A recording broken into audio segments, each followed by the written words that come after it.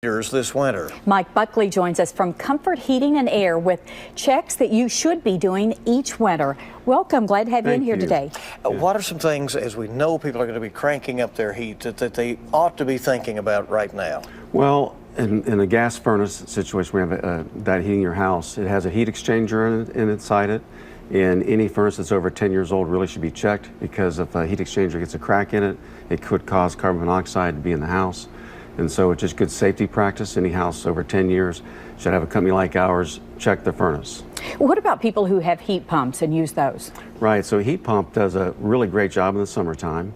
In the wintertime, it's effective until it's about 30 degrees. And like today, it's not working that well. So what happens is the heat pump goes into backup emergency heat. So really the best thing a customer can do, quite frankly, on those is check your filters and make sure that they're clean, because going into emergency heat causes your electric bills to be quite high. Are you hearing people moving to a system that's kind of a dual system sometimes, where sometimes the they do. Gas furnace will kick on when it gets to that point where it's cold, yeah, right? You're right, Bill. It's called a dual fuel system. What kind of mistakes do people make at this time of year in these kinds of situations with their heating? The biggest mistake they make is that about 90% of people do not have their systems maintained. About 10% of the people do and 90% don't. So 90% are actually going to have a lot higher electric bills because they're not having the system maintained and cleaned. And also, there could be safety issues with gas furnaces, as I mentioned. Venting is an issue as well that you want to be careful of for safety purposes. Then the other mistake they make, quite frankly, is that many people have very leaky ductwork.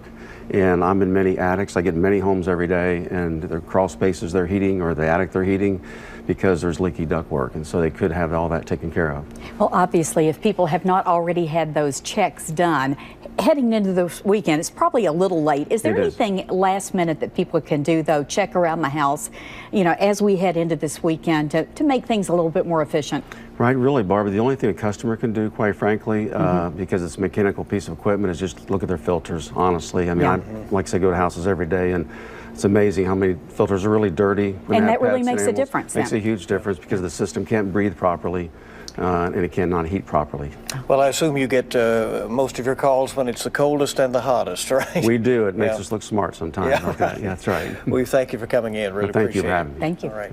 And we want to check on weather. It's going to be cold this weekend, no doubt about that. Here's Micah. You got to open up those cabinets under the faucet and let it drip for tonight into